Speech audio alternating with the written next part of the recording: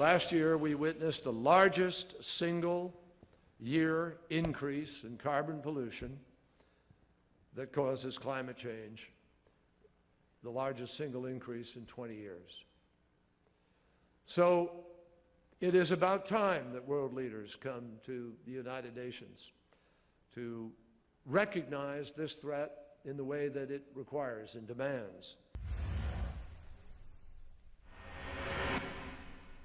Now, on the surface, it might seem silly. A department that deals in keeping America safe from enemies, both foreign and domestic, being faced with a foe that will impact every man, woman, and child in the United States. If not immediately, then very soon.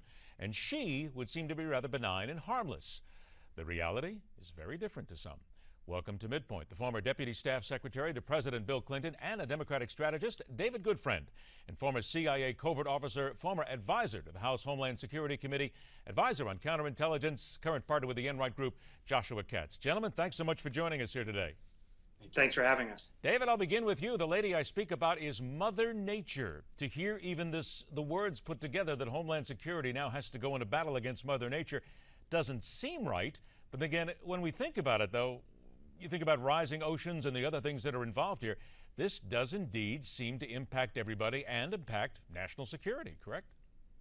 Absolutely. I mean, if you think about our interstate highway system, it really was started in the Eisenhower administration as a way to deal with a possible nuclear attack, the aftermath of the attack moving significant numbers of people out of a city, or in advance of an attack moving the population quickly. That was really a big part of the genesis of our interstate highway system. If we think about climate change, think about the fact that the state of Florida most of it is about 2 feet above sea level, that most of the U.S. population is living on a coast, that we had seawater pouring into New York subways after Hurricane Sandy. You start to see that the aftermath of these events, the movement of people, the destruction of infrastructure, the threat really to our society is quite real. And I think it is a matter of security, of Homeland Security, every bit as much as, let's say, an attack from a terrorist or a foreign government. Joshua, we're talking about the Bureau of Homeland Security, or when it comes to Homeland Security, FEMA. Very murky how both sides get along here. Actually, it's murky how sometimes even Homeland Security reacts here and how they spend some of their money. 13 years in existence, and people would go, well, really, you're wasting money in some cases now. Is this just another waste of money, or is this a necessary evil? Yeah, Ed, I think that this goes to a larger political talking point, right? The climate change talking point. What DHS really should be focusing on is all hazards. Any hazard, whether that's a hurricane or a terrorist attack, they should be looking at all of these hazards. You know, at a time when we have a beheading in Oklahoma City, this is not the time to be focusing on a political talking point.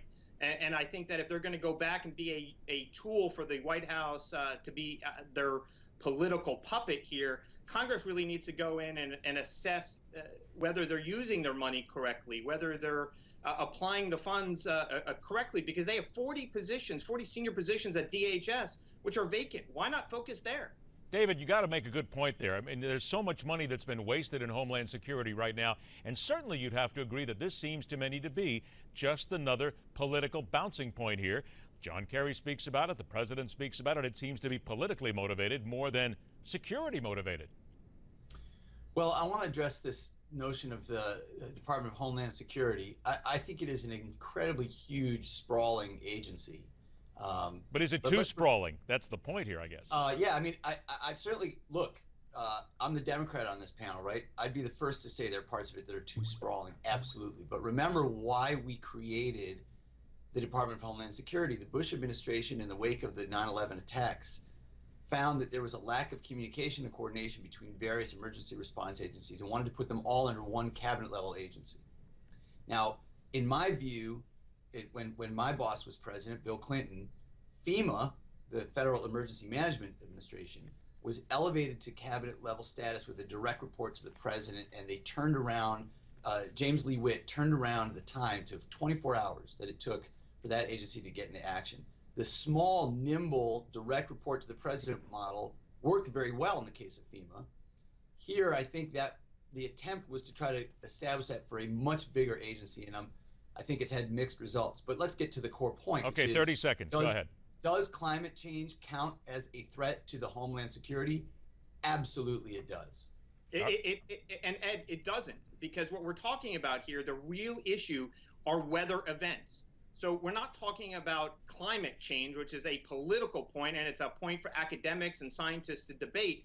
The security here we need to look at it from the view of what is going to impact the United States. Where are threats coming from? And again, it goes to the all threat, the all hazard view, which is a tornado, a hurricane, as we saw with Hurricane Sandy, or a terrorist event like we saw last week in Oklahoma City. Well, let me make that point then to David. David, then shouldn't FEMA be more concerned with what's happening as far as man-made or natural catastrophes, and shouldn't then Homeland Security be worried about terrorism and things that impact people in a much more direct sense sometimes?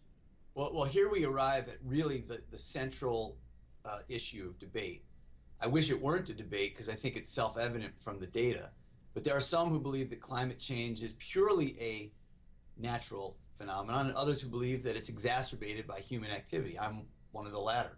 So if you think that human activity is contributing to emergency weather situations in the United States and that changes in human behavior could actually make life safer, then, like me, you believe that as a matter of national security and homeland security, we need to change human behavior in a way that we don't make it worse. All right, Josh, to you. I got about 30 seconds left, Josh. Your answer on all that makes good points.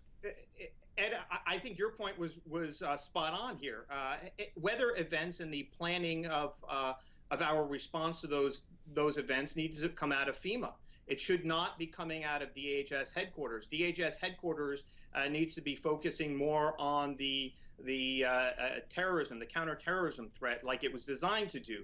So let's stop the infighting inside DHS. Let's let FEMA do its job. Let's have DHS fill its counterterrorism positions and its numerous other high-level positions.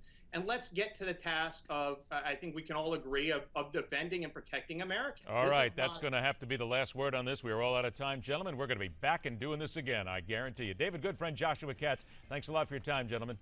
Thank you. All right, later on this hour, the beheading of an innocent American and the drive to call it something other than what most certainly believe it is. And after the break, the crisis that a president and nation seem to have conveniently forgotten about. That and so much more coming up right here on MidPoint, where every day we question everything.